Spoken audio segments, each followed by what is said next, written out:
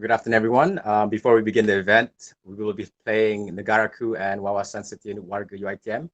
So please keep your mics muted. Thank you.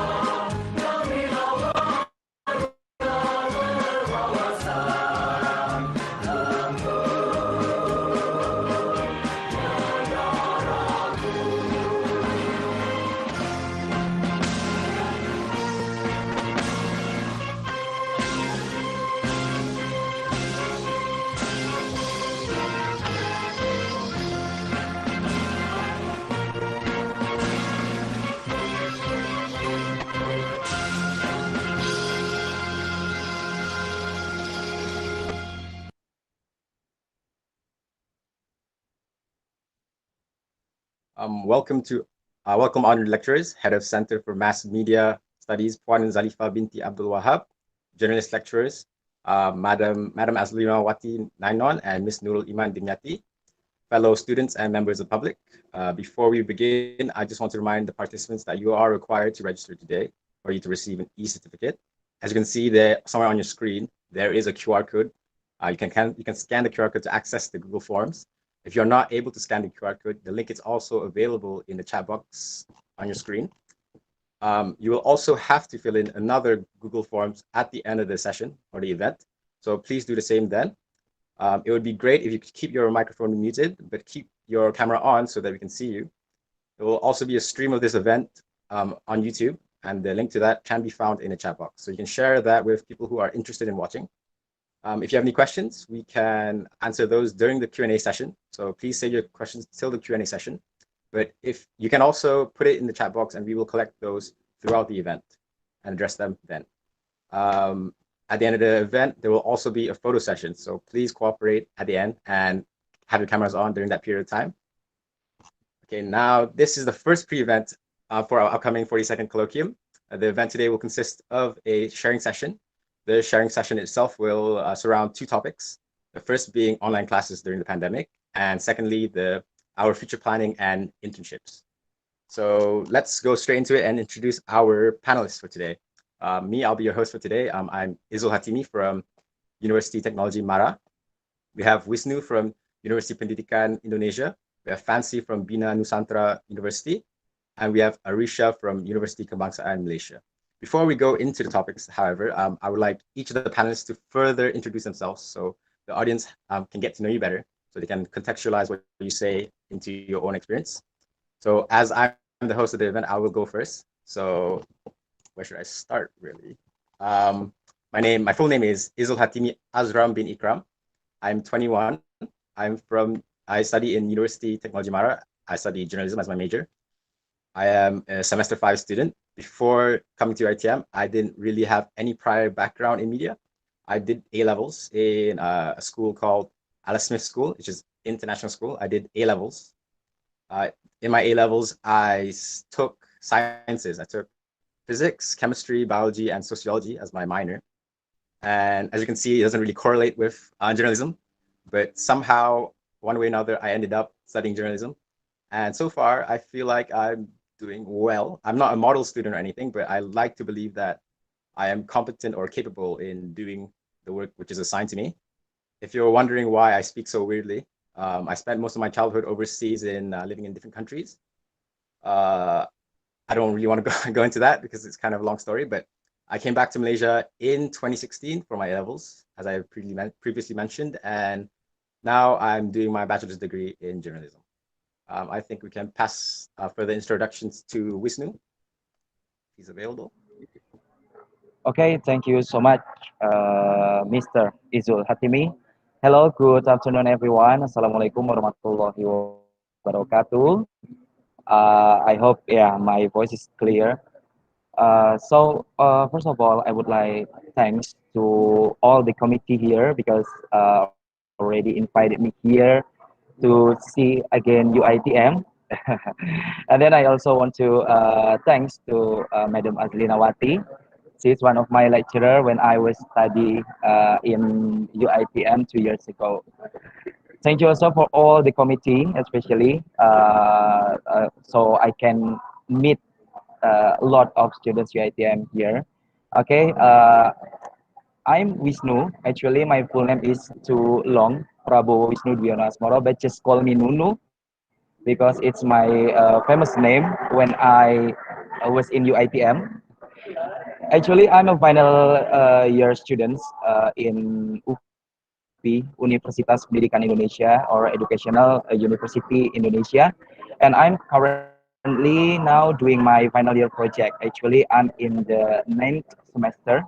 Apart from my studying and my daily activities, doing my FYP, I also work as an announcer in my country. Maybe it's also known in Malaysia as a DJ or broadcaster in the radio. I'm working in the in the government educational radio. Besides that, I also join a creative agency to run online events such as like webinar and then festival by through virtual or online. I'm a journalism student in UPI. I like to be there, so that's why yeah, I went to Malaysia also to study about journalism there. I think that's all. Thank you for inviting me. Hope nice to meet you all.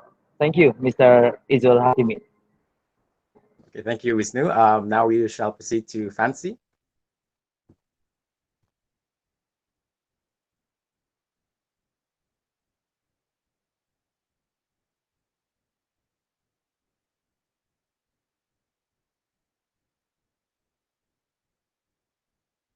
It seems Fancy is not available currently, so we shall move onwards towards Arisha, if she's available.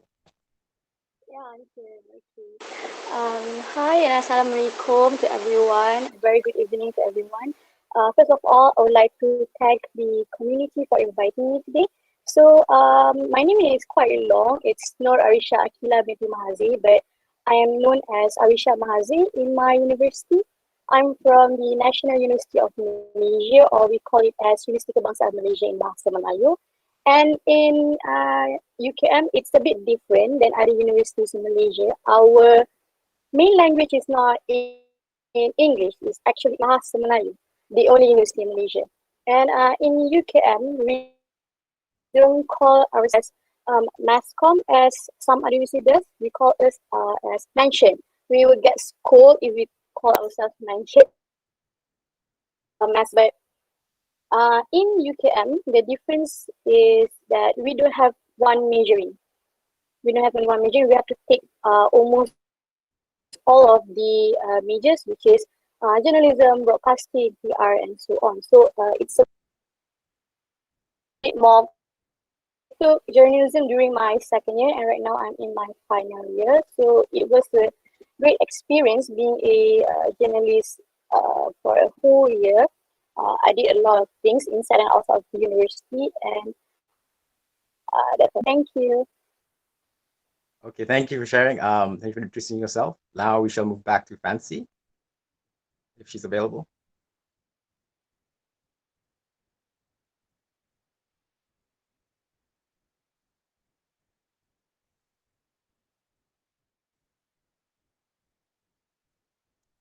It seems she might have some connection problems, so let's give her a minute to sort it out. Okay, never mind. We shall proceed to the event. Let's proceed to the first talking point, of course, which is classes during pandemic. This is something which we have all experienced this year, and due to its sudden nature, at times we were blindsided and not very well prepared for what was ahead of us. And sharing our individual experiences with the audience would be proven as educational for everyone involved. So therefore, we will go in the same order which we further introduce ourselves. So I'll start with myself. In my opinion, classes during the pandemic, it doesn't really have to directly relate to classes itself. It can also include other external factors such as your lifestyle or your routine. So this came with a lot of difficulties and but also opportunities. So in terms of difficulties, I could cite such things as attention span, work ethic, my mental health, or my physical health. All of these things apply to your classes and apply to how well you can complete your assignments, of course. So for me, in my personal example, I didn't really go out that much during the pandemic. I stayed at home. I stayed in my room. I just went to class, did my work, and that was my mundane life. I woke up, took a shower, and attended class, and then I did my work. And these things could really play a big impact on your mentality, because you don't really notice the changes outside of your room, outside your house if you don't go outside. So everything in my mentality was basically echoing in my head, like everything which happened around me, I didn't really take it into account. So, but if you can also take it from the other perspective, these could also be seen as opportunities. These are challenges which you can overcome. And as online classes have become the new norm, it is opportunity for all of us to fix our weaknesses and improve our individual self.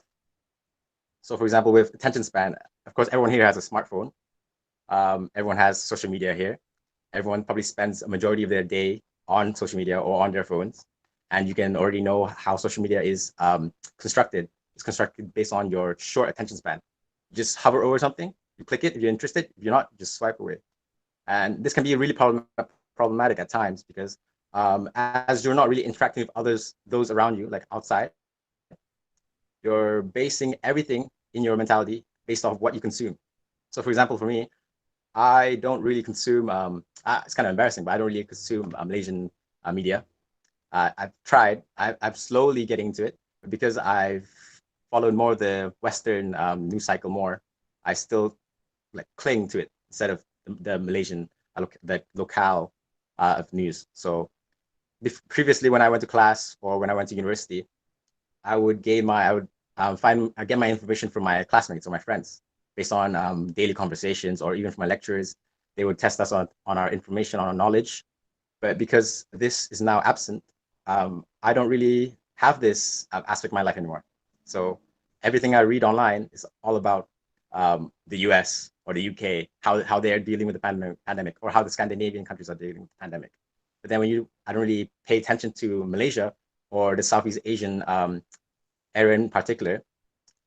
But I've done it more and more as gradually as, however, if it does become highlighted in the international stage, for example, in Thailand with the whole monarchy protests, or in Hong Kong with all the social democracy protests, if those are on the international stage, I do pay attention to it because it is covered by most of the mainstream media. For example, New York Times, SCMP, South China Morning Post. Those are some of the outlets I consume. But when it comes to the Star or New Straits Times, any of the news outlets here in Malaysia, I wouldn't say overlook them, but I don't really pay attention to them. So therefore, when my lecturers give me assignments, for example, and the assignments have to be based in Malaysia, I just try and find a way to connect point A and point B. So for example, a singular example is last semester, there was an assignment where we had to write stories, and then I had to connect a US story. So the US has a very problematic healthcare system. And during the pandemic, this has become more highlighted, more contrasted. So then the way I had to connect them was to show Malaysians that our healthcare system is very, very well progressed, or more progressive in terms of how it functions compared to the US counterpart. So, and that was one of the ways which I connected point A and point B. So sometimes you have to find differences in the news to make it newsworthy, as at times it's kind of up to you on how you want to angle your news. So that's one of the interesting things I find about journalism. Your writing is based on your creativity in formulating your angles. What kind of angles can you build, and what kind of angles can you work with to make it seem interesting, try and pull in the readers. So, and moving away from this topic, of course, because this is a topic which I can talk about more and more about, I want to talk more about the more mundane things. For example, my mental health and physical health. During the COVID pandemic, these things were overlooked a lot in the news. People were more focused on the number of cases, the number of deaths, the number of positivity rates, when the vaccine coming out. But I feel like people have become complacent in the way we look at each other as individuals. When you look at a person, it's more than just being positive with COVID. There are a lot of other issues which people can experience during their stay at home all alone. So, for example, for me, I'm more of an introvert. But even so, as an introvert, I found it kind of hard not interacting with a lot of people, which I was already used to. I was already normalized to. So due to this, I became more and more like distant from a lot of things. So I think when you're stuck alone at home, you start to think in your head a lot, and sometimes these thoughts just keep going round and round in circles, and you find yourself lost. So when I do assignments, sometimes it helps me to keep my brain going, to be a source of motivation to get through the day, because sometimes during the pandemic period, it's kind of like a cycle, a never-ending cycle.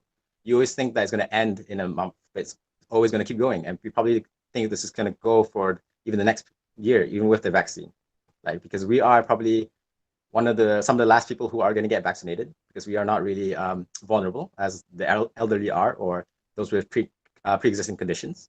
So we have to normalize ourselves with this kind of environment, waking up every day, doing the same thing as a routine, and trying to find ways to circumvent some challenges. For example, you no longer have scapegoats around you.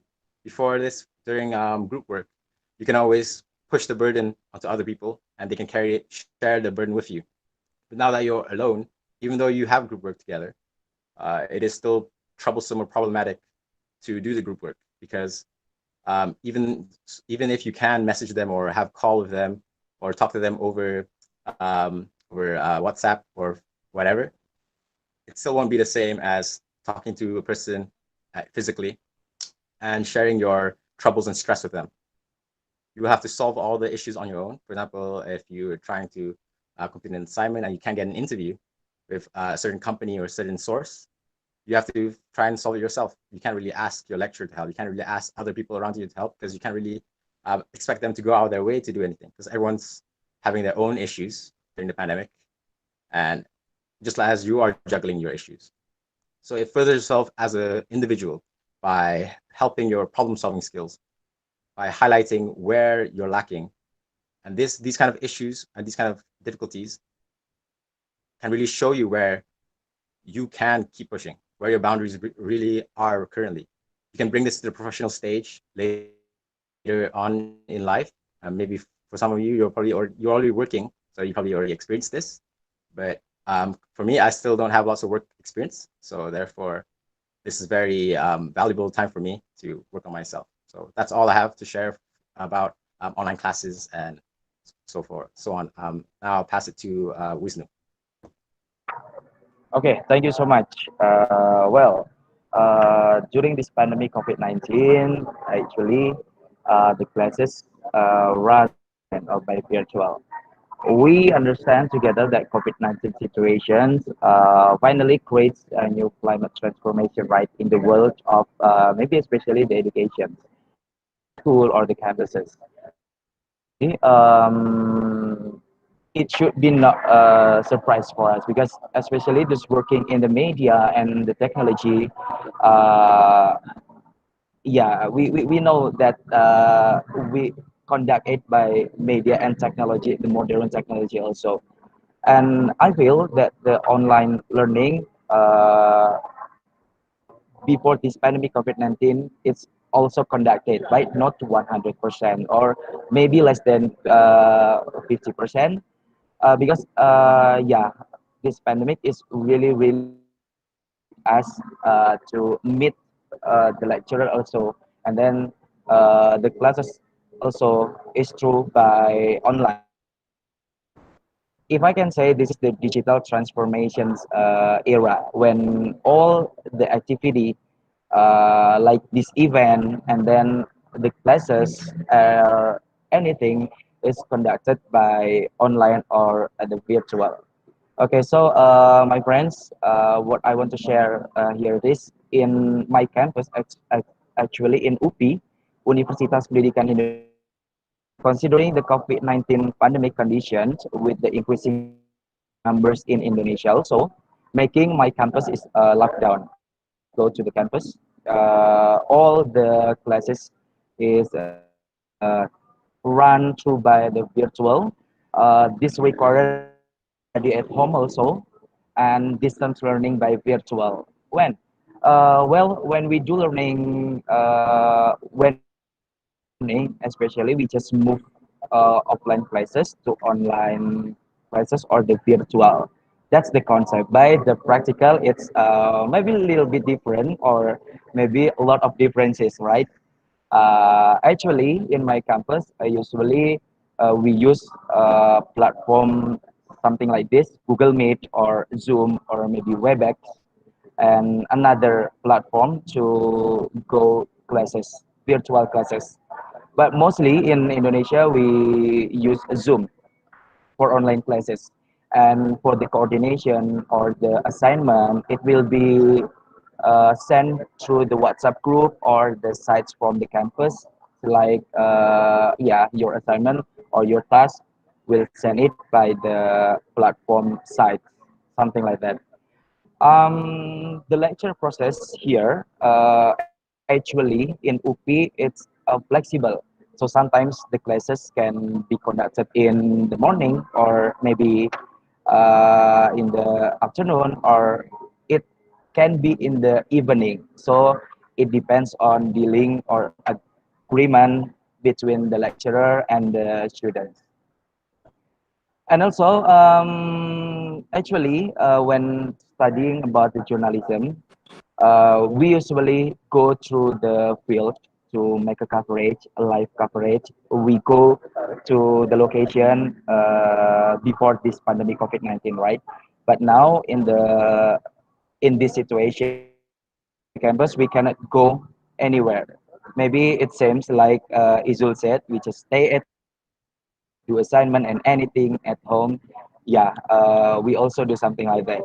But something interesting that we adjust how the process of learning. Actually, in UPI, mostly we do my assignment is uh, a lot that creating ideas and then discussion and something like that. Now during the pandemic like this, we carry out many activities by analytical report, such as analysis of news framing in the media, and then analysis what happens to the media. Also studied together media theories and journalism theories around us. We do more on discourse reports from what we think and then what we see in the media, and then put it in the written report. I personally think it's great, the online classes something like this, because it will be increase our ability to think and to analyze, but maybe the practical thing it's less than before the pandemic COVID-19. And then for the direct to the field itself, it's not recommended by our campus. Actually, by our faculty and by our major. So we cannot go to the field and then coverage the news like used to before the pandemic COVID-19. Yeah, but finally, what we learned is about data journalism. So we collect the data from maybe social media, or maybe information through uh, any webinar, and then we can create reports from that, and yeah, we can make news from source something like that. So I agree that Mr. Izzul said that this pandemic make us like maybe have a mental issue, right? But the positive things of this online classes, I think we can dig our potential, dig our self potential, because we have more flexible time. Although that the basic uh, activity it's maybe less than before the COVID-19. And then also the weakness of this pandemic COVID-19, because I think it's like the web information is too much. In Indonesia, we have a lot of information that I don't know creating by maybe now in the recent days, all the people can create information, can create the news. But yeah, we should short that news that really true and correct, and the false information and something like that. So I think that's the weakness of this online classes or this pandemic COVID-19, because it's too much. There are too much the information. Web information it's too big. And in my campus in UPI, we also something that interesting. Also, we studied about the peace journalism, and I think it's related to this pandemic COVID-19. Yeah, actually, peace journalism, as I know, it's talk about how the journalist is the conflict, and from the conflict, it will be able to make a resolution. And we also see how does the media run framing for the purpose for reconciling or even making things more cloudy. So most of this peaceful journalism in general usually talks about conflict, but actually it can be implemented to this pandemic COVID-19. How the framing of the media that coverage COVID-19, how the false information or the false information. I think that's really great when we analyze this situation by the peace journalism. Yep, and I think that's really great for us to, especially in UPI, maybe in Indonesia also, to towards this condition. But another problem is about the source, maybe. not only not all the people in Indonesia actually lecturer. We have the old lecturer that maybe cannot do the class with the online on or with the virtual because maybe the lack of the knowledge of the technology. So maybe that's also the barrier in our studying actually the online classes. Yeah, something like that. Thank you so much. Okay, yes, back to Mr. Izzul. Okay, thank you, Wisnu, for sharing. Now we will proceed to Arisha to share her experience. All right, thank you. So, for me, the COVID-19 pandemic took the world by surprise, to be honest. Globally, everything has stopped. Projects have been delayed, workplaces have been closed, so as school and university also, they were shut down. So the world seems to have ground to a halt because of the novel of the coronavirus lah. However, students they continue their education as how they should throughout the days through online learning and via video calls and with their teachers. So globally, many countries has adapted this approach. But however, there's one country that uh, took me by surprise. It's how they made this situation happen, which was United States, specifically in New York.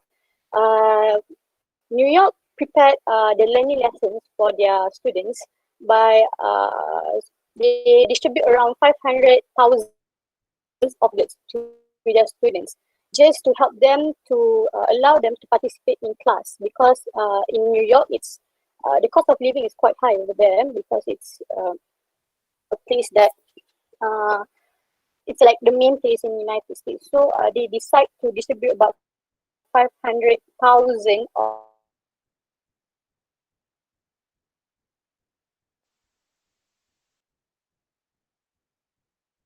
participating in the home learning program, online school was a bit confusing for me because personally I like to socialize and I like to have my friends around me. So it was quite stressful for me. It's not quite, it's actually very, very stressful for me. I really do need my friend's support to like wake me up in the morning, go to class, or like do your assignments. You have to submit by this time. I really, really need that motivation actually every day. So when my friends are not around, it's actually I was very depressed at that moment because I had no support system. Family is family. Friends is for throughout my education, throughout my 3 years during my bachelor. Last semester was quite stressful for me because I don't have my friends around.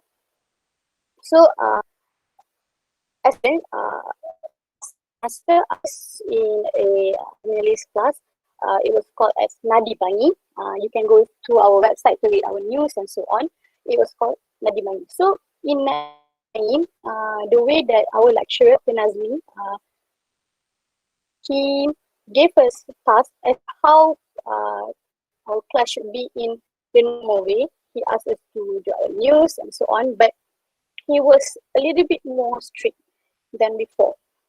He really reads our news properly and he will say, you're not following the ethics and everything and so on. So he made us hold onto the 7 principles and also 8 ethics that Malaysian Press Institution gives out for all of the journalists to use during they write their news and so on. But that was the case if the case was news in Malaysia. But if the case was news outside of Malaysia, which means globally, Dr. Nazmi asked us to hold on to the IFJ Global Charts of Ethics for Journalists, where there is 16 ethics that we have to hold. So it's 2 different things that you have to hold on when you're doing news inside the country or outside the country. So there's one news that I wrote at that moment. It was about, I think it was about Yuna. Yuna went to a award at USA, and I wrote there's a sentence that I wrote it wrongly, and my lecturer scolded me because he said, if you want to be a journalist, you have to adapt yourself into any situation. Being in online class doesn't give you a reason to make such mistake like this because to him, he tries to make us to adapt to the new norm. Because if you want to survive by hook or by crook, you have to adapt yourself to the norm, which means whether you like it or not, you just have to follow the flow, because you can't make the universe stop for you. Actually, for us journalist students, we have to follow the flow. So for me, that was quite hard for me, because I'm not really good in writing, to be honest. So usually in university, I will go directly to my lecturer. I will meet them directly, or I will meet my friends directly, face to face, and they will teach me what should I do, what should I not do, is this sentence correct or not, which angle should I take, and so on. So when I don't meet them face to face, it's a bit hard for me.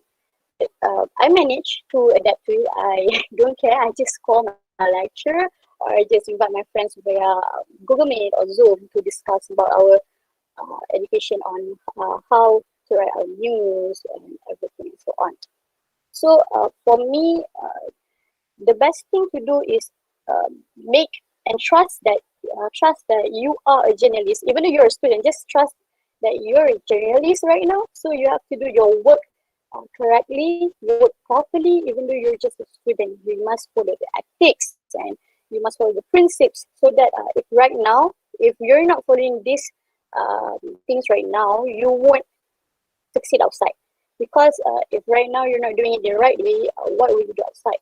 Because what you are today is what you want to create yourself to be in the future. For me, it's like that. Okay, so thank you. Back to you. Okay, thank you, Arisha, for sharing. Let's try and get back to Fancy if her connection's working. Fancy, would you like to share or introduce yourself first? Okay, sorry for the connection troubles, everyone. Can everyone hear me clearly? Yep, we can hear you clearly. Thank you. Okay, then I'm going to start. First of all, hi everyone. My name is Fancy Anastasia, and I'm a student of Binus University, a mass communication student majoring in creative broadcasting, actually. But I also have my field of experience in journalism, because I was a part of Binus TV Club as the head of news division. Okay, so I heard that everyone already sharing their experiences towards online classes and their perspective on journalism. But personally, for me, what makes journalism is interesting is because we actually being the, I think, agent of socialization in terms of informing other people, informing the communities about problems or maybe information that's useful for everyone. Okay, so at this session, I was being briefed that we have to share about online classes, right? So personally for me, online classes are quite hard, both for either my organization experiences, oh my God, sorry, okay, studying experiences and everything. During online classes, many of our lecturers are giving so many heavy assignments, like they're giving us research, they're giving us so many topics, so many journal to compare compared to offline classes. In offline classes, we mostly do discussion, right? Discussion with the lecturer, with fellow students. But during online classes, we are expected to do everything within a certain time range, but also overlapping with so many assignments as well. So I think that's quite hard for me. At the beginning of the pandemic, between March, April, everything was like confusing, because we have to use Zoom, we have to be independent in our own study, in our own assignment, projects, and everything. So I guess everyone is getting confused. But what helped us adapting is maybe the lecturer are very helpful, and also can you guys agree, like online classes actually also help us in reaching out in so many information. Like there's so many online classes that we can study like from Harvard, from Stanford, and stuff like that. It's also helped me in broadening my knowledge. And to in my journalist experience during online, it's very hard because okay, I'm so sorry, guys. Okay, my offline experiences is very fun when I'm learning my journalist, interviewing people, searching for credible news.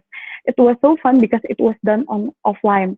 Like I can go to the speaker, I can learn from the field, I can learn directly face to face. But during online, everything becomes very hard because we have to do it virtually. I cannot gather experience just from seeing other people doing it. When it was offline, I can see my upper classmates doing an interview with this lecturer, and I can study from it. Oh, when she asks questions, she actually has to wait for the other people to explain so many things, although it's already off topic, but she still has to wait and then wait for the exact time to actually cut and direct the topic back to where it should be. So I can learn it from face to face, but during online, it's very hard, right? I with connection problems and everything.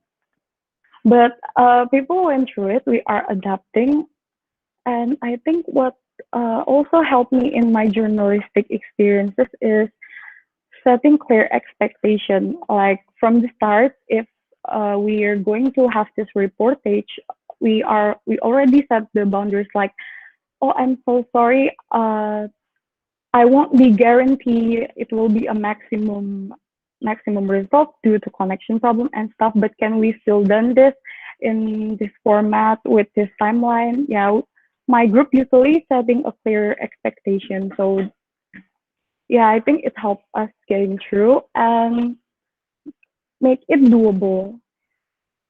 In my journalist experience back offline, everyone has this sort of high expectation while doing reportage. Like you have to be ready whenever, you have to be on time. You have to be very sensitive towards topic. You have to know what you're going to ask, and that question must be very informative. But if it's offline, you have to do research first before going to interview or going to the reportage, right? I think that needs to be noticed because when you're online, it's very hard for you to gather information because there's no environment or there's no situation that you can see it out of context. When online, you only know that you're going to interview these people, like maybe sources A. You only can do some background check upon the sources A, but that's it. You cannot really see the situation, or maybe thinking outside the box because the situation is quite cornered. So yeah, I think online surely make it hard, but it's not impossible. And the last thing that needs to be noticed is maybe personalization.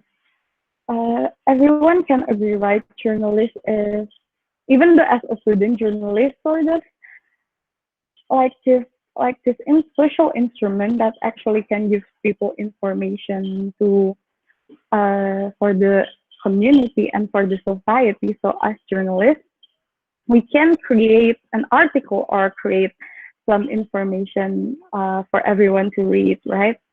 When it's offline, we are actually being quite exposed to many information and to many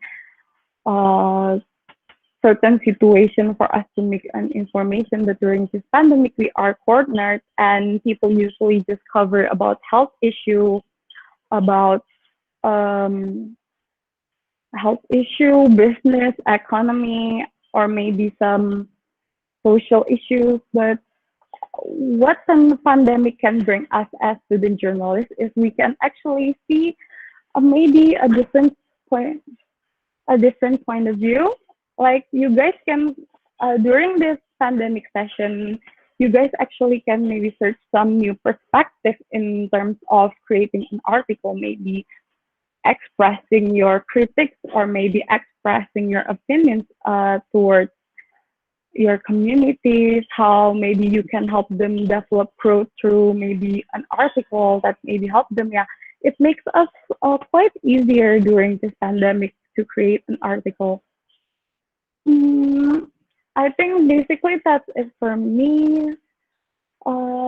I know guys, like online classes are very hard. This pandemic is hard for everyone, for us students and journalists. But yeah, within the second session, I hope we're going to have this fruitful conversation about the future planning and the situation for the journalists. Thank you. Thank you, Fancy. I'm glad that everyone had a lot of points to bring up and share, because I'm glad to know that I wasn't the only one finding a lot of difficulties with online classes. But I heard out of all the points which people brought up, I think I heard one point being echoed by everyone, which was flexibility and adaptability, right? Because we're all facing these difficulties at such a sudden time, you know, we were really prepared for it. And none of us in our lifetime, or even in the previous generation's lifetime, has ever experienced a pandemic of this scale. And with the introduction of all these new technologies like internet, our computers are normalized now, smartphones, everyone has a smartphone. So everyone has access to the internet and all this information, and also all these applications such as Google Meet or Microsoft Teams to have online classes, online meetings. So it's great to see that the journalists of tomorrow are being trained to be prepared for situations which maybe previous journalists weren't prepared for. So if ever something like this happens again, we know that we will be prepared, and we know that our educational institutions will be prepared to accommodate the students in the future, because we are the front line. Yes, the healthcare system is the front line of the pandemic. But we are the front line in terms of information dissemination, right? We go out there, we get the information for the public, and we let them know what is happening around the world, because they themselves can't really leave their homes or leave their houses. So we have to do that job for them. So it's very great to see that everyone shares the same sentiment. I think that's enough for the first talking point. So we shall move to the second talking point, which is future planning and internships. So this is something which every student here can relate to, and therefore it would be a great topic to further explore. So let's go through the same order again as the previous talking point. So we'll go from me, Wisnu, and then Fancy, and then Arisha. So I'll start first. Again, where should I start? I think, okay, out of all of the panelists today, I feel like I probably have the least solidified idea of what my next steps are. I say this because when I came from a background which didn't really come from media, and I came into this bachelor or major without much background. So, and then when I look at the media industry currently, it is going through a kind of a drought, you know, with people being laid off, companies being downsized, organizations trying to find ways in which they can use technology to make themselves more efficient with a smaller workforce. So there is a lack of capacity for future media practitioners in a way. So this makes it, for me, as a way, like a reason to stay away from the industry.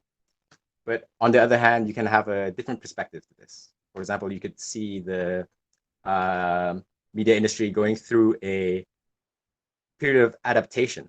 Could be like how we're adapting with the pandemic. The media industry could be trying to find its way to adapt with the consumers, because nowadays people don't really consume mainstream media as much as they did previously. So, for example, us, we're like young people. We don't really read newspapers. We don't really go straight to these mainstream websites. We consume most of our news from social media. That could still be mainstream news. For example, we could be following New York Times or New Straits Times, and that could link us to the websites. But that's still not the same thing as the orthodox way of consuming news for the previous generation, at least. So most of our news comes from social media. So what kind of ways could could the media industry currently change to adapt to the current consumer? And that's what I'm more interested into looking into, because I don't really want to enter an industry which is very volatile and could go either way at any moment. I would want a job with more job security. So as we know, journalists, again, are the front lines of society in terms of information. We don't have much job security. Also, we have low pay, depending on where you work, but of course, that's debatable. And depending on the legislation in your country, your role as a watchdog or the fourth estate or whatever you want to call it can be further restricted. You can't really cover everything. So you sometimes have to self-censor yourself.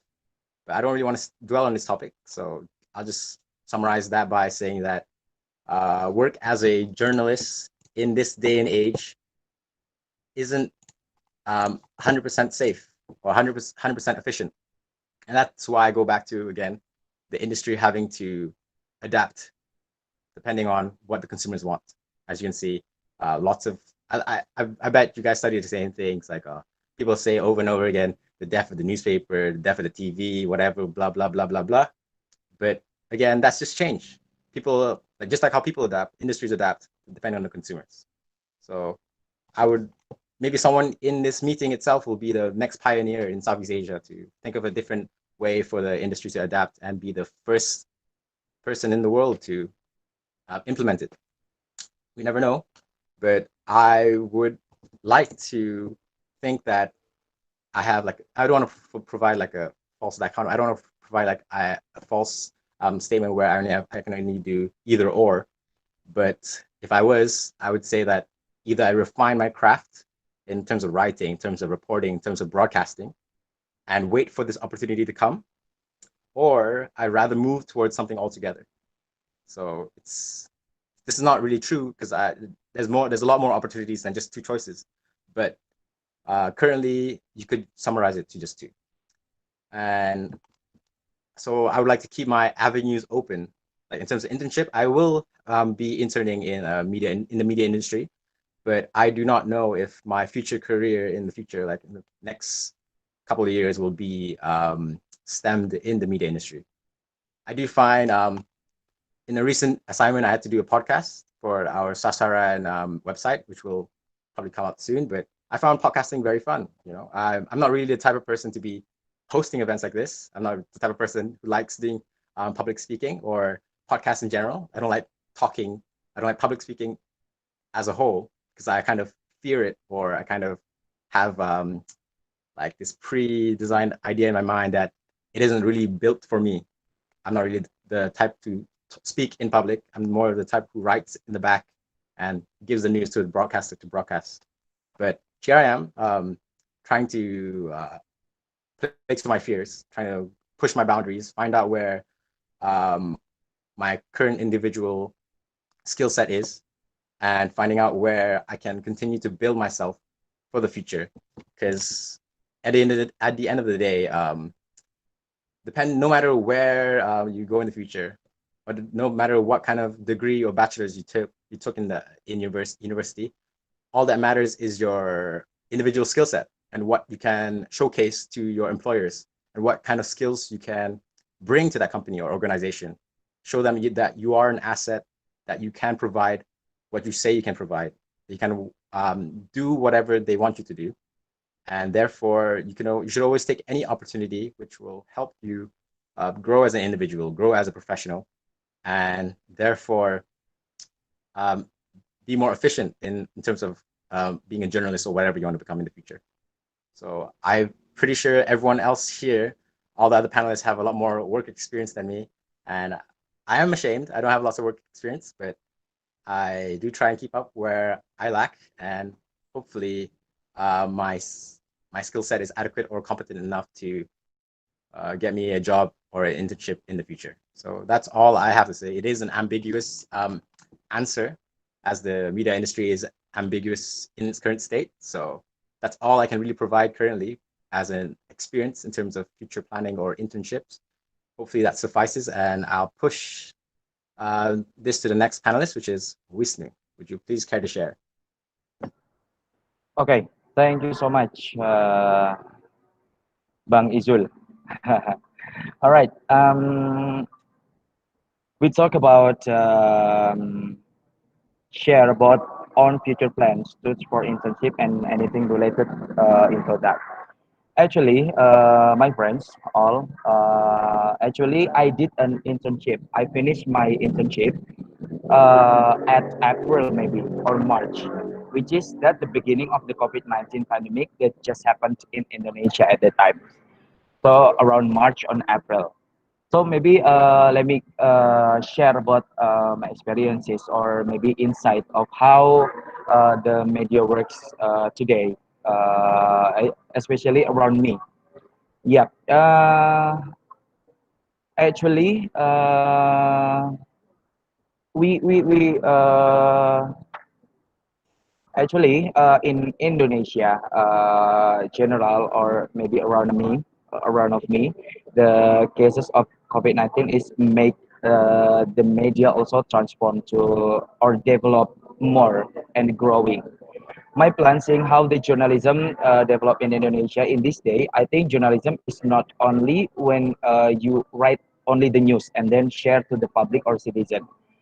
I think it's great, like Izzul said, set skill or anything. So if we had a multi-skill, also like creating short video, taking a journalism picture, or anything that we can do, it will be great value for us when we assign to the company.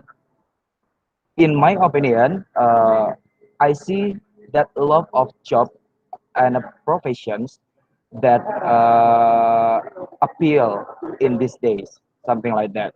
Okay, let me give you the insight how maybe experience of me that work in radio broadcasting. Actually, for the how journalism work in Indonesia, there are several reports can be done directly to the location before the pandemic COVID-19.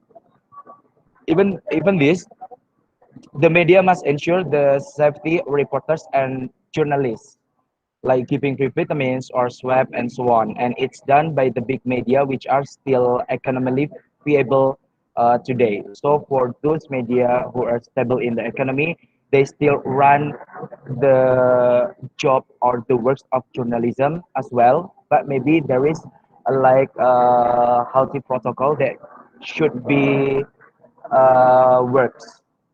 However, guys, and my friends, the phenomena is that most journalists work from home in Indonesia. Usually, they mostly analyze data, and then what they do is they obtain through data through the social media or journals on the internet or other sources such as adapting from major of the media and so on. And then I think, in my opinion, data journalism is applied in this situation. How can a journalist get the data and the information through existing channels? Then it is processed and analyzed. And this current condition make even existing content on social media such as Instagram, then a podcast, and even the webinars or seminars can be used as a references or data to create a coverage or to create a report. However, it should also be noted that journalist elements such as, for example, when retrieving data from Instagram, journalists also must look at the integrity of the data, even the original and the accurate of the sources. Like taking data, for example, we see or look the Instagram from the Ministry of Health, or taking data from a podcast with a figure of a doctor maybe that we can make coverage or a report for a journalism work. Apart from that, what is the new trend in Indonesia in the media industry today is that I feel there is a new adoption when holding a press conference. Several press conferences were conducted through Zoom, guys, as on an online platform by inviting journalists to attend there. Even some court offices are conducted also the online or the virtual and can see by journalists for reporting purposes or for the coverage purposes.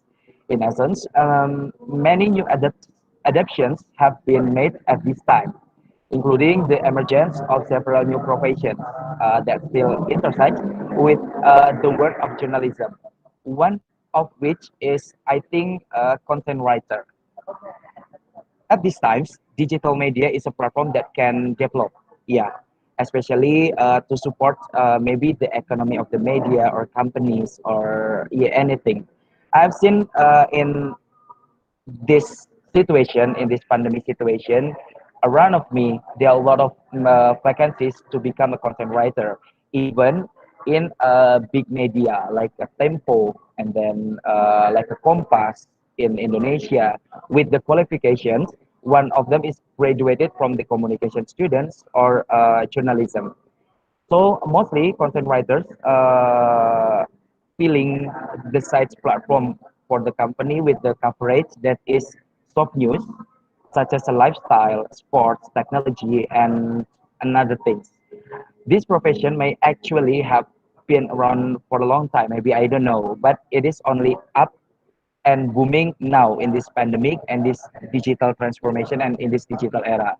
However, it needs to be underlined, in my view, that being a content writer does not fully carry out the duties and basics of being a journalist. Because one of the goals of the content writing is to engage a product.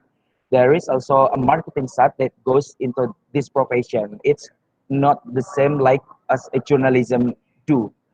Yep. But that's the phenomena in Indonesia. I think the work of journalism is growing now. So not only in the media, but can also you can work in another agency companies, for example, or advertising companies, or anything. It's like maybe you can making a soft news and another news. Even the media now has developed not only to provide the information, but also to develop it more widely. There are media in Indonesia have other companies, maybe such as media that have another companies in advertising sector, or the media that have another sector like running the event or organize the event at the same time. Yeah, something like that. But my point is, being a journalism student, our blood is, I think, it's writing still our blood. So as long as you can write something, you can prepare, and you can make the great delivery for that. Yeah, in Indonesia, internships still running, but more of them is controlled by remote. So you just work at your home, you just internship by your home and online and virtual. And over time, maybe after this pandemic COVID-19, being a journalism student, we still have like more new profession that we can feel it. Okay, yeah. So that's all, guys. Yeah, thank you so much. Thank you, Wisnu, for sharing again. Now let's go to Arisha. Okay, thank you. Um, my future plans and also internship. Actually, I'm just like the most of you. I'm still clueless, but I have this idea, but I'm clueless. So actually, uh, for me, I have this one thing that I hold on to, which is don't hope too much, but hustle and work hard. For me, that is very important because some of my seniors, they hope too much that, and they are positive that they will be in a company such as like maybe Bernama, Haram Metro, and so on. And now they didn't get to enroll in any of those media companies, and they're sad. And at the end of the day, they're lost. They don't know what to do. So, to me, I always tell this to myself and also to my friends: don't put too much hope in one thing. You just need to hustle and work hard so that one day, if you don't get what you want, you won't be too disappointed. You won't be heartbroken that much because nowadays we all know even before the pandemic happens, people are losing their jobs and everything. So you have to be a bit more creative here, which means right now at this moment, even though you're in your last semester and so on, don't say that I'm learning this. As for some of us, you have only one major, which is journalist. Don't focus on journalists only. Please expand your skills. Expand your skills. Know more people. Expand your connections and so on. So that one day after you graduate, you can demand what you want, but it doesn't mean that if you demand you're going to get it. For me, you have to like you can like put your hopes on being a journalist. Like I want to be a journalist for this specific media group, because during the time that we fill our internship form, most of my friends, my classmates, they put media prima, they put astro and so on. How can you go to astro if how positive are you? Do you think that you will be enrolling in astro when there are 20 people requesting to go to astro from the same university? And in Malaysia, it's not only UCAM that has mentioned, but UiTM has mass comm, UPM has mass comm and so on. So you can't put too much hope in one thing. So my advice, this advice I get from my seniors, they say that don't put too much hope, work hard, hustle, and grow yourself. Believe that you can do so much more than just one thing. Like for me, for internship, I didn't apply for the mainstream media, such as Astro and so on. I applied something a lot different, and people won't expect me to apply it. I applied Ajinomoto. Do you know Ajinomoto? Ajinomoto, the one that the thing you use to cook and so on. I applied that company, and everyone was shocked. Even my lecturer was shocked. But unfortunately, I was the first person to get position for internship, because I went for a different type of thing. But during the application, I did my research and so on. In Ajinomoto, they have a specific position for a person to do write-ups for their company. That will be including things that we learn in journalism. They have a position specifically for advertising and broadcasting. That is what I can use because I learned broadcasting also. And they have a specific position to do events and so on. I do also learn about PR and management in my course. So I fulfill all of those three things. So immediately they just took me without asking much and so on. So the reason I'm telling you this is because I don't want you to get disappointed for putting too much hope in one thing. Because right now we're learning journalists. If one day you don't get what you want, take the positive side, which is okay, I've learned journalists. What can I do? I have friends that and I have connections. What should I do? So maybe you could start your own business, and you could use this connection to expand your business, and so on. So don't ever look on the negative side. Just look on the positive side of what's going to happen in your life, because our life is actually you can't make it into what you want. You can, but it's not 100% possible that you will make it as what you want. It's actually fun, colorful, interesting, and you have a lot of challenges to go to at one point that you'll be satisfied in your life. So I will go on internship at Ajinomoto on March, 22nd of March. And my future plans is I'm not looking forward to be in Astro or Media Prima, such as Bernama and Utusan or whatever. I'm not looking forward to that. I'm looking forward to expanding my own business. I'm looking forward towards opening a music studio. This is because I take all of the things that I learned during my bachelor's day to do something that I really want from inside. Like for my friend, she really does want to be a journalist. So from now on, she made research, not for the mainstream company, but for minor companies, startup companies such as Bulan. They just start curious, but they still need people to fulfill in their vacancy. Bulan siakap kali go for something else than focusing on the mainstream one. I know people want to go to the mainstream ones such as Izzul and so on because they think and they know that they will be secure in that and everything. But my lecturer, Dr. Nazmi, he was a writer in Utusan Malaysia, if I'm not mistaken. He was a writer, then he dropped out and he became a lecturer. He said during his years in Utusan, it was very, very great for him. He won a lot of awards. He won the top awards. I don't remember what year, but the highest award for journalists in Malaysia. He won that award.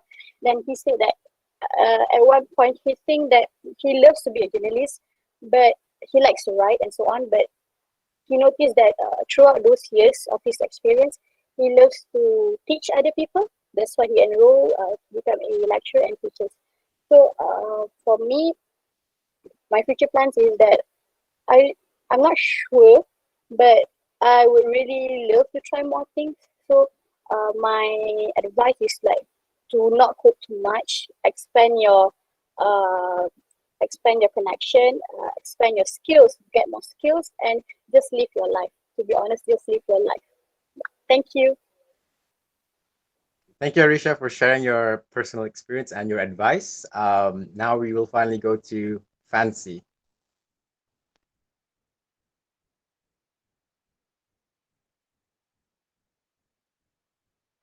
Okay, everyone at Fight has been very hopeful and very professional. And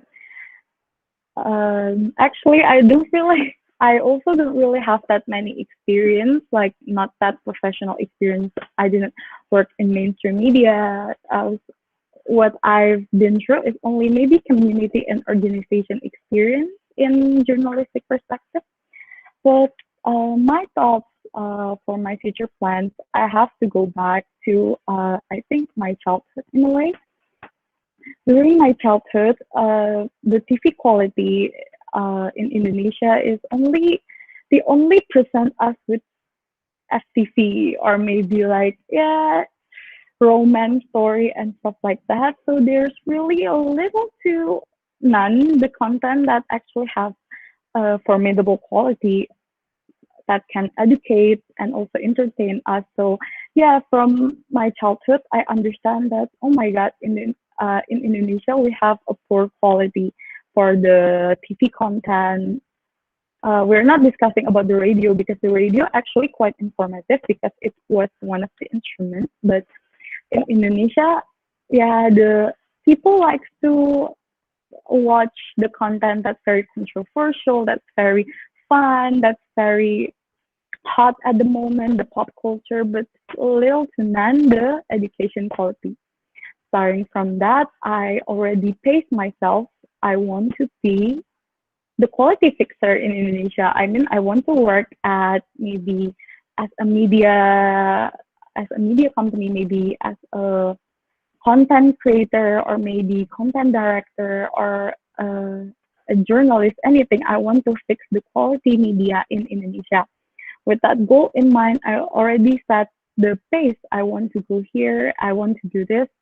And throughout my study in communication major, I also learned that media are experiencing media convergence from traditional media to new media to user generated media. We are being exposed to so many information, but the quality still stay the same. I'm not saying that media only gives us poor quality, but I'm just saying with so many misinformation we are getting quite numb, and when we watch TV, the TV quality are also meh. So that's why I already set my future goals. I want to work here. I'm going to excel in here. With that in mind, my future plans is, yeah, I want to work at TV. I want to fix the content in the TV industry in Indonesia. But also mind you guys that during this media convergence, you guys are being exposed to so many opportunities, not only in traditional media such as TV and radio. We are being exposed to, like the first speaker said, podcasts. We are being exposed to vlogs, YouTube, Twitter. Like there's a actually sort of like journalist community in Twitter that are experiencing growth in terms of followers because they are exposing the government or exposing some companies to the public so that public can know the problems. Yeah, people are actually experiencing so many divergence and so many opportunities. So yeah, my future plans is actually I want to work at a TV. I have this goal. I want to fix the quality content in the TV.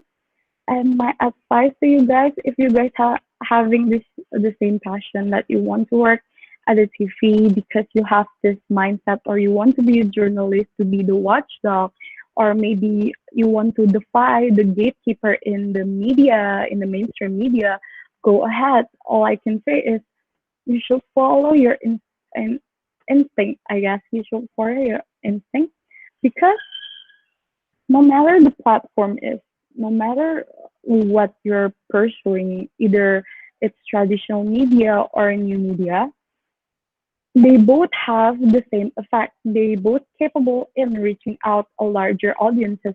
Maybe Twitter have um, uh, some difficulties in reaching wider audiences due to the popularity and maybe the SEO compared to newspaper and TV. But I guess every media has the same abilities to reach wider audiences. And my thoughts for internship, um, because I have this future goal to uh, fixing the quality in my national TV or as a both as a journalist and creative content. Uh, I'm going to study abroad to know more about their culture and how their TV adapting. But I've already asked my friends, already asked my colleagues, already asked my lecturer what happened in during this pandemic, during this season in both for internship. Everyone saying the same thing. It's very hard to apply for internship due to so many people being laid off because of the company cannot uh, manage their money. They cannot pay the building, the tax, and also pay the workers during this pandemic. And both for traditional and new media, everyone are experiencing difficulties. That's why uh, it's very hard for people to apply for internship. I also agree to the third speaker that you shouldn't be so optimistic. Like you set the standard like this. You have to be accepted in this. I agree. Keep it slow. Just apply to everything. I guess in a way, but yeah, it's very hard for everyone to apply for internship. What I can say is you should hone your your skill. I'm so sorry. You should hone your skill. During this pandemic, you are available to so many courses, online courses. For example, you can learn editing both from online courses or from YouTube. You both can learn how to direct, creating a storyboard, creating a effective communication, creating a effective persuasion. You can learn everything, like literally everything from social media marketing to even producing your own content. You can learn everything online. What I advise to you is hone your skill during this pandemic, during this season. Uh, After this, you won't get the same opportunity. You will be back offline. You're going to the office. You're going to your class. You won't have this flexibility where you can both joining class while also learning anything, while also being home, maybe learning some craft. Yeah, make use of this season. And my advice the last advice that I can give you if you guys are um, want to apply on maybe both new media and traditional media is, well, I have a friend. She she works in. I think I can see she's an independent journalist, or yeah, you have this community where the journalists are gathered and they will post something. They will doing this Instagram live. They will be posting this vlogs. Yeah, so this friends of mine are giving me advice towards for the future. Like during the seasons with media convergence and everything keeps changing where audiences are keeps getting so many misinformation. We can agree, right? With a single touch or a single click in our gadget, we can be exposed to so many information, and we're going to have difficulties in filtering it. We with cognitive dissonance, we are always going to read the news that align with our values, with our beliefs, right? It's very hard for us with our dissonance to filter so many information. That's why my advice, besides honing your skill for the future, is have some integrity and have some values. Because, well, to be honest, media are owned with so many private companies. Only several media uh, are owned with the government, but most of the media are owned by the several companies who have their own agenda, who wants to commercial, who have their own gatekeeping in a way to make maybe a good PR with media or a good PR with advertising. That's why my advice is you need to have integrity so that you have to know that, yeah, I think, yes, a watchdog, we have to inform the society, right? We have to inform them with maybe there's some problem occurring or maybe there's some information that's really they need to know. But with so many gatekeeper agenda setting, with so many yellow journalism or so many, in Indonesia we say buzzer, yeah, with so many things, it's being hard for us to keep our integrity while using media. So my advice, honing your skill is very important. And everyone's advice is also true. You need to be open with everything. You need to uh, be flexible with everything and also hone your skill in certain areas. But what I really need to advise you on is keep your values, your belief, your integrity in touch so that you won't be swayed by so many agenda setting that's happening around us. And as a journalist, stay true to our, I guess we can say, our goal is to inform the society for society. Thank you so much. Okay, thank you, Fancy. From what I could hear from everyone's personal experiences, I could see that everyone is at a different stage in their life. So everyone's providing different advice, but also similar advice. For example, I could hear that a lot of people echoing branching out, doing lots of different skill sets instead of just focusing on journalism alone. Also, being realistic and having a sense of realism in terms of where you apply for your internship or what kind of career path you're going to take in the future. I could also hear things about the media industry in general. We kind of share the same sentiments in some ways about the gatekeeping and the ways in which the media industry could progress. But I think a lot of people in the audience could take a lot of the advice which was given out today in this sharing session. But before we move on to the Q&A session, is there anyone in the audience who would like to share their own personal experience on the two topics we previously discussed, online classes during pandemic or future planning and internship? Is there anyone? If you do, please raise your hand in the meet. So I think somewhere on your screen, I think on the top left, there should be a raise hand button. If you want to volunteer to share your experience, please do so.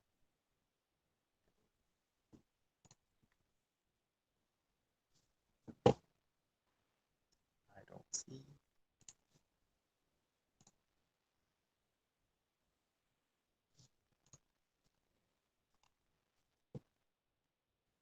I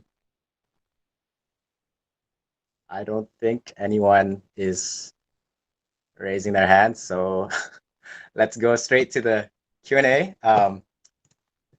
So now we can have our Q&A session. For the first two people who ask questions, they will get goodie bags sponsored by Wardah Beauty. The next three people will get goodie bags from our, not goodie bags, goodies from our Colloquium team. So now I open the floor to any questions. Please raise your hands again, top left of the screen, and I will call you out. If there are any questions, please raise your hand. Or put it in the chat box. Shazwan, Mustafa, please. Hello. Yep, we can hear you, Shazwan. Okay. So I have a question to Mr. Wisnu. Okay. Assalamualaikum and a very good evening to everyone. So as we know, Mr. Wisnu already have the experience in the media industry itself as the internship. Okay. So as we know that currently everything is forced to go online. And this also affects our experience in terms of hands-on experience and the learning process itself. So for instance, this semester, our batch from UiTM have some of the critical or core subjects, which is the investigative journalism and the business and economic reporting. So there's a limitation when it comes to the executions of the project and the learning process.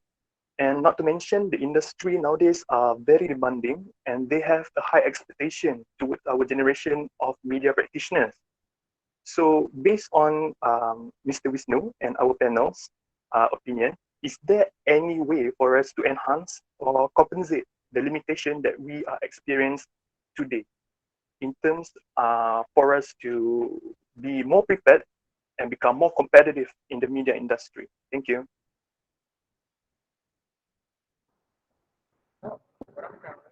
All right. Thank you, Mr. Saswan. We know also that the media now is it clear? Right? Okay. Well, we know that the media now, as my experience is in media industry, we also what I can say is, in my opinion, we still have a chance to experience this, the media industry. Although we know there's a lot of limitations in front of us. Maybe like the practice of journalism maybe in this pandemic will be has a limitation, but we never know. Maybe in the future we still have something new. Yeah, it could be related to journalism also, work of journalism also, or it can be maybe wider from journalism uh, sector.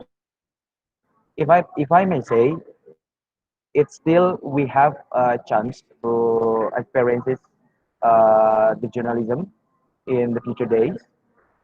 Uh, we see also there's a lot of like citizen journalism, something like that. We can also have experiences mobile journalism is something like that. Enough for the answer, Mr. Saswan. Is it clear or you still have the questions? Maybe. Thank you. It's clear. Thank you, Mr. Wisnu. You're welcome. Okay, thank you for the question, Shazwan, and thank you for the answer, Wisnu. Shazwan, you will get a goodie as a token of appreciation. Is there anyone else from the audience who wants to ask a question? Well, I think I have a question. Someone? I think I have a question here from YouTube. Do you think we need to equip ourselves with mobile journalism tech before pursuing internships? Do you think that it is worth the investment? Because some of us were given the equipment during the internship when they're working for later. So I think this question is also for Wisnu. So Wisnu, do you want to answer it? Or do you want me to repeat the question? Yeah. Please Okay. repeat the question. So the question was, do you think we need to invest/equip ourselves with mobile journalism tech before pursuing internships? Do you think that it is worth the investment? Because some of us were given the equipment prior to the internship when they were working later. Okay, so the question is it worth that the internship in as a mobile journalism, right, Mr. Izzul? The question is about, do you think we as interns need to invest in the mobile journalism tech, for example, like a tripod or what like a smartphone which can edit videos or get good footage or applications? Do we need to invest in mobile journalism tech before pursuing internships, basically? Okay, I think that's a great idea. We can also invest that thing in a mobile journalism because now I feel like everyone can make the information. So in any platform. So that's the good idea. That's an alternative, I think, if you can invest something to the mobile journalism, like maybe the smartphone. And another thing, it can be as your lesson before maybe you get another internship or get another job. And a few of the media also in Indonesia, I don't know in Malaysia, but in Indonesia also a few media, they are open to people who want to create mobile journalism or citizen journalism and then send it to the media, and they will get a fee also. Yeah, something like this. Okay, thank you. The question was from Ayman Khalida, and thank you, Wisnu, for the answer. Does anyone else on the panel want to engage with the question, or should we move to another question? Nancy or Arisha, you want to have a go at a question also, or?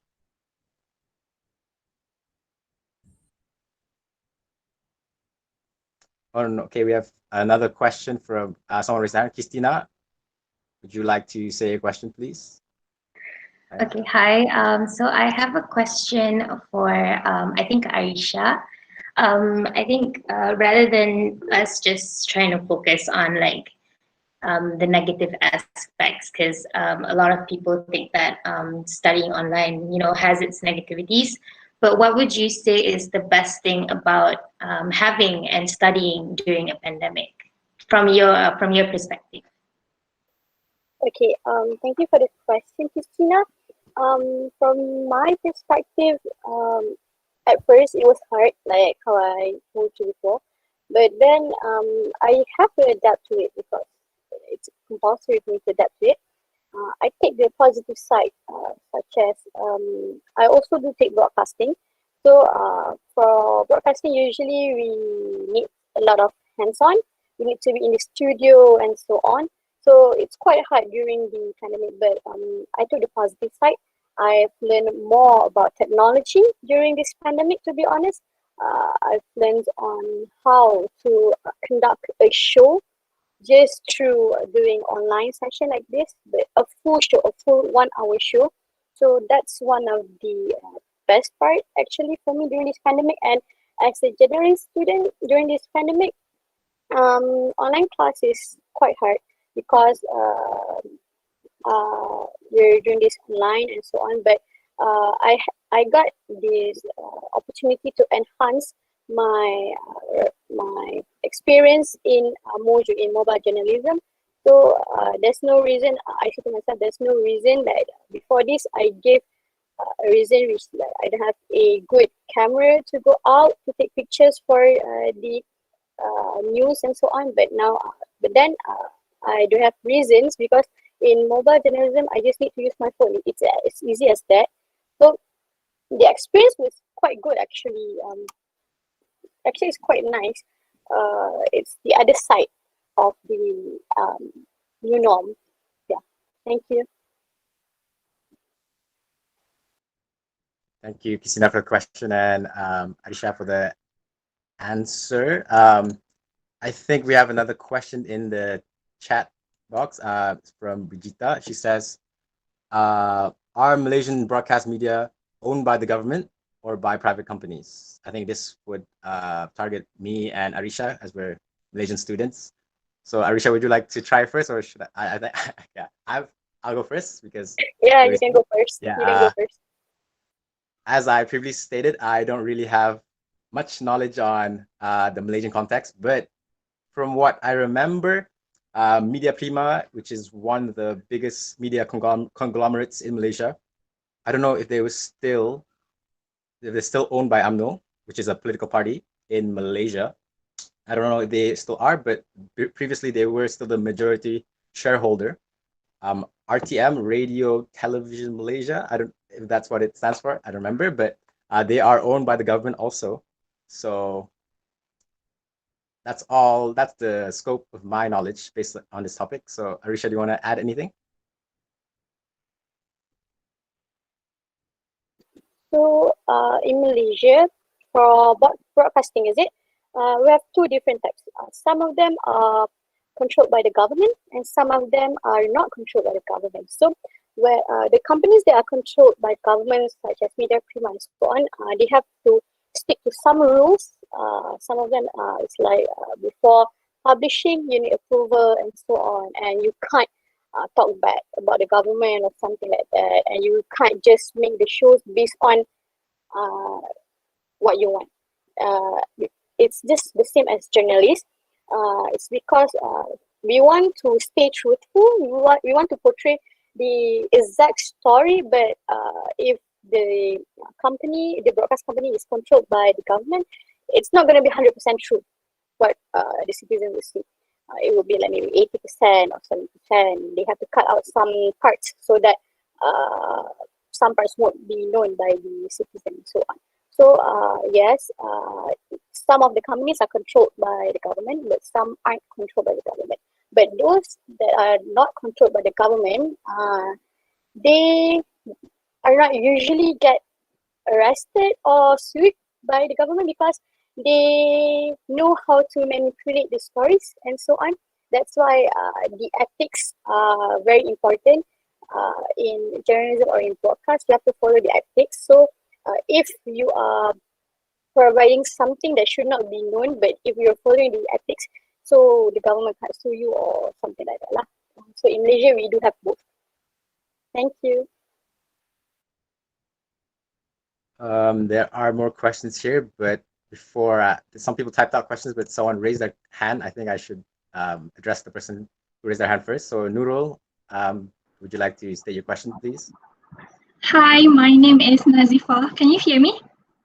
Yep, I can hear you. Okay, so as we all know that Malaysia has quite a number when it comes to fake news during the pandemic, focusing on the pandemic. I want to know about how about Indonesia? I mean, the last time I keep up with the fake news in Indonesia was when the election, where the government of Indonesia had to stop the usage of social media. What about the pandemic? Is there still fake news going on, and how do the media there curb the situation?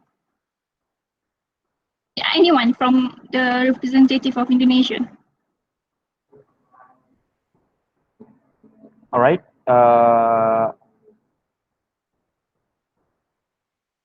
How? Can you repeat? Sorry. How is the situation in Indonesia when it comes to fake news during the pandemic? Is anything like that happen anymore in Indonesia? All right. Yeah. Okay. Okay. So the pandemic in Indonesia, actually, we have maybe one of the large number in Southeast Asia, right? The last I saw the news, in each day we have like 5,000 cases, something like that, in each day. Yeah, so that's really terrible, I think. And for the fake news, it's like how to control the pandemic. I saw a few of the news or the information that fake. It's like the corona cannot go through the air, maybe something like that, or the child no need to use to wear a mask, something like that. That's the fake news that always been sent by WhatsApp. Actually, mostly the fake news in Indonesia through this pandemic sent through the WhatsApp, because uh, the people who using the WhatsApp mostly is the old people. Although the young people like me and my friends use the WhatsApp also, but I think like the old people, the filtering of the information it's not good enough like the young people. So yeah, and as I see, the fake news is created also to make the engagement maybe, yeah, for the marketing plans. Yeah, people who has not responsibility or something like that. And usually uh, in before pandemic COVID-19, the fake news always defended by another institution. We have the institution, we have the organization. I don't know in another place, but in Bandung around me, we have the institution that always defend the fake news. So if there is something news or the information that like without the information, this institution will this institution will clarify through the social media, Instagram. So yeah, something like this. Thank you, Wisnu. But would Fancy have anything to add on fake news in the pandemic? Okay, I heard Nurul mention something about where the social media are being cut off, being forcefully inactive by the government. That happened due to the so many misinformation going on, with people with different agenda are trying to stimulate a course of action that can bring so many negativity. That's why our government decided to do it, to stop so many misinformation or hoaxes in order to spread.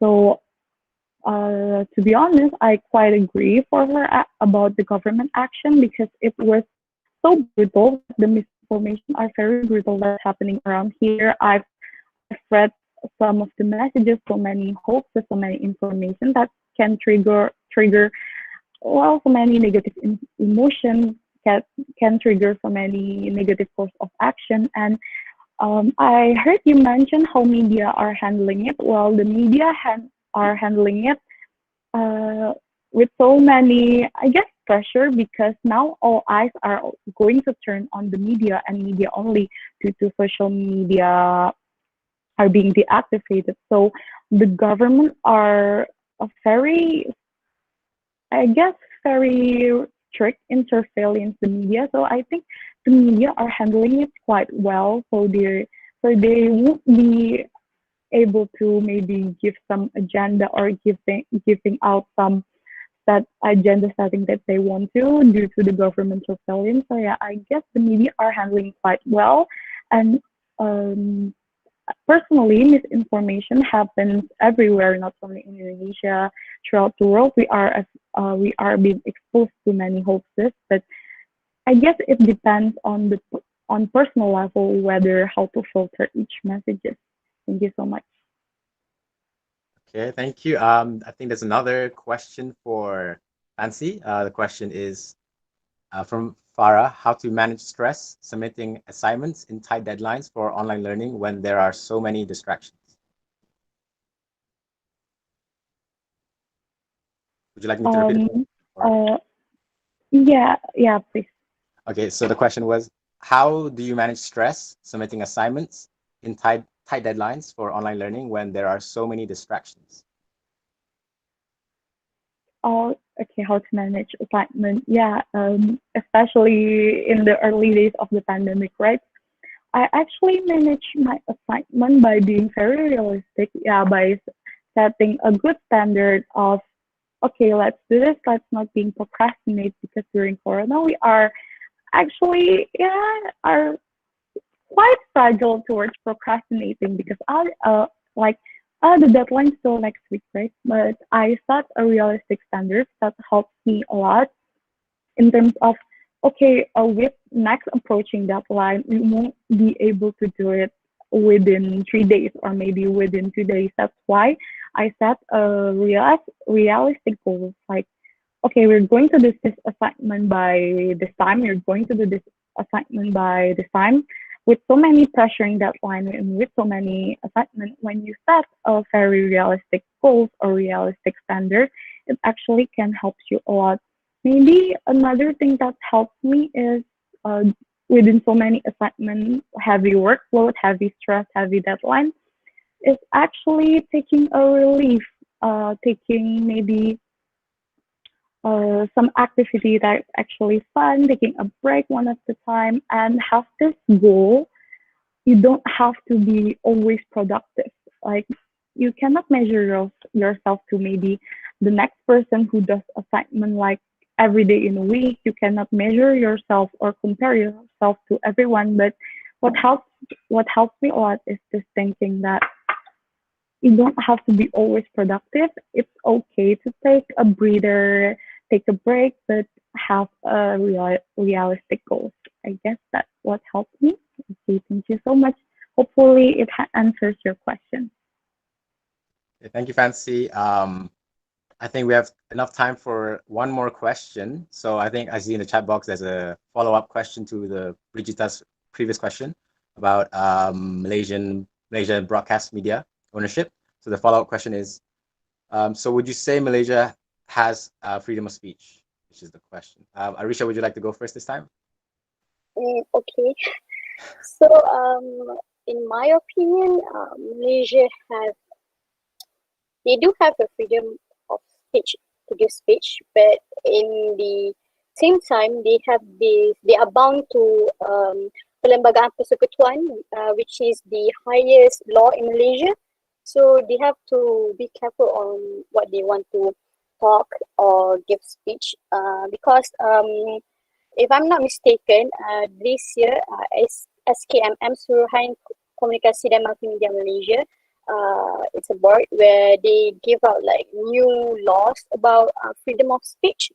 You can deliver your speech, but you have to deliver it in a right way. You can't give a hate speech or a speech with agenda to make people hate about another person and so on. So for me, in Malaysia, you are free to talk, but there's boundaries. Yeah. Thank you. Yeah, I would like to add to that yeah, there are lots of boundaries in Malaysia in terms of legislation and also in terms of cultural boundaries. Some people self-censor themselves for certain reasons.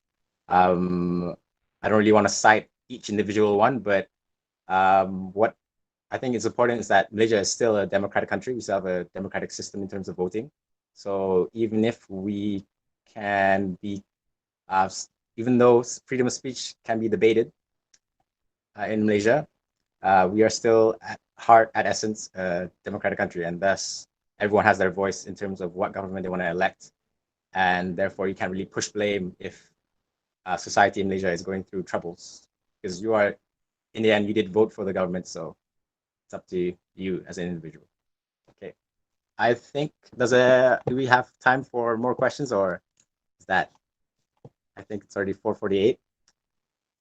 I think we should. Oh, I think we have time for one more question. Does anyone want to raise their hands or put it in the chat box? Another last question. Last question for the Q&A.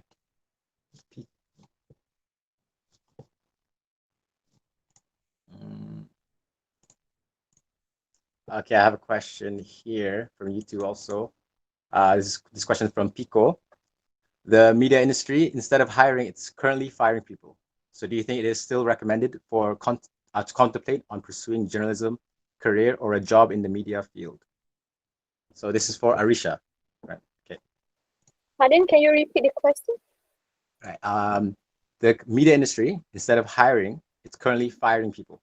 So do you think it is still recommended to contemplate on pursuing a journalism career or job in the media field? Okay, I see. Yes. In Malaysia, yes, there's a lot of firing going on in most companies because they would like to save up their money and so on during this pandemic because it's quite a hard time. But to me, if it's your dream, you can pursue your dream. But you have to make it flexible. Don't put a target on one place. Maybe you could go to smaller companies, or as I said before, you could go to a company, but they don't have any background about journalists, but they need write-ups about their company. They need a person to portray their company in writings and everything. So you can still pursue your dream as a journalist, but you have to make it more flexible. Don't aim to be a journalist in the mainstream media. So you have to go to other options too. So you have to be a bit more flexible during this pandemic right now. Thank you. Okay, thank you, Arisha, for the answer, and thank you, Pico, for the question. I think that will conclude our Q&A session. So we are almost at the end of this event, but before we end it, I would like to remind everyone that our colloquium event, the first 42nd colloquium, is happening next Thursday on the 17th of December. So the title of the event is Journalism in a Pandemic, Adapting and Evolving. And we will be discussing the current situation surrounding the field of journalism and on how journalists are coping in the pandemic. So you don't want to miss out on this event. So please mark it down on your calendar. Don't forget to follow our social media also at Colloquium42 for more updates. And also as a disclaimer for the Q&A, I'm sorry, I was just informed that those who ask questions from Indonesia won't be receiving goodies. Sorry for not disclaiming that earlier in the session. But however, as a token of appreciation, the sponsor has still provided a voucher code that you can use for your next purchase with Wardah Beauty on Shopee. You can use the code WARDBTL12 at checkout to get 15 ringgit off with minimum purchase of 40 ringgit. You'll see the code on the screen or in the chat box. I repeat the code again. It's WARDBTL12 as a voucher to get a 15 ringgit off with a minimum purchase of 40 ringgit. So the voucher period lasts from 4th of December to 14th December, so don't miss out. So before we conclude, let's watch the montage we prepared for the colloquium.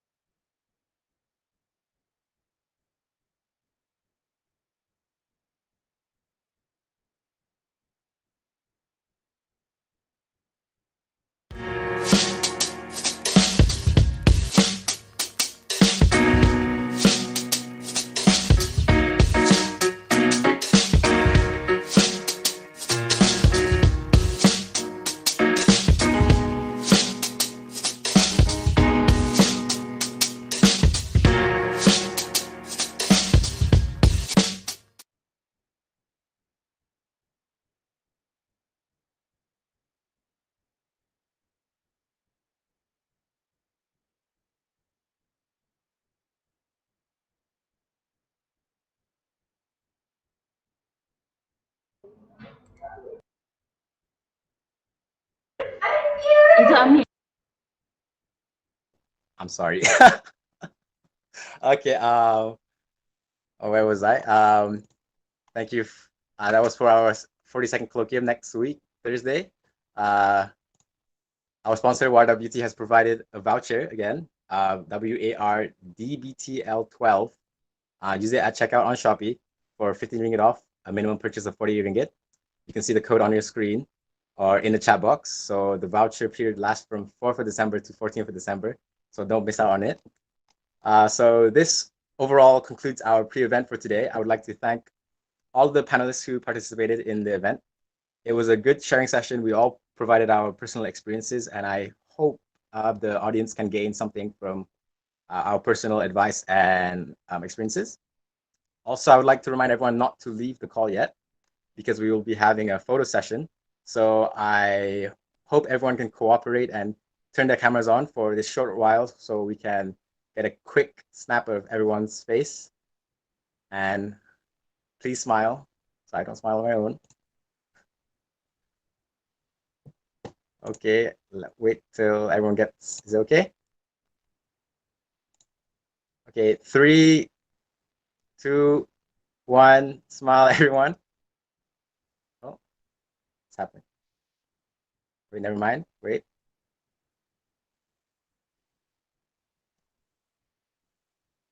Never mind, not yet.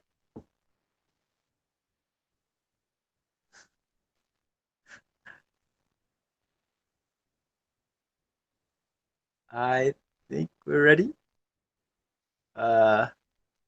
Let me just double check.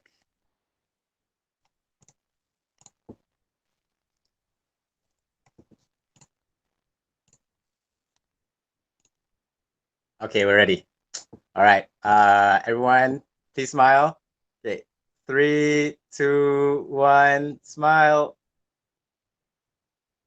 Okay, okay, that was the most awkward thing I've done today, but all right. That concludes the photo session for today and also the whole event. Again, okay, wait, before you leave, there is going to be a QR code on the screen for you to fill in your attendance if you want to receive an e-certificate. I repeat, you have to fill in both the QR code, which gives you access to the Google form in the beginning of the session, and also the one here at the end. So you have to fill in a total of 2 Google forms for you to be eligible to receive a e-certificate. So take your time and fill that in. And I think that's all for me. So thank you for bearing with me as your host for today. Also like to thank the panelists again for participating in the event. And I hope everyone stays safe in the pandemic, and hopefully you gained a lot of knowledge and insight from this sharing session we had today. Thank you.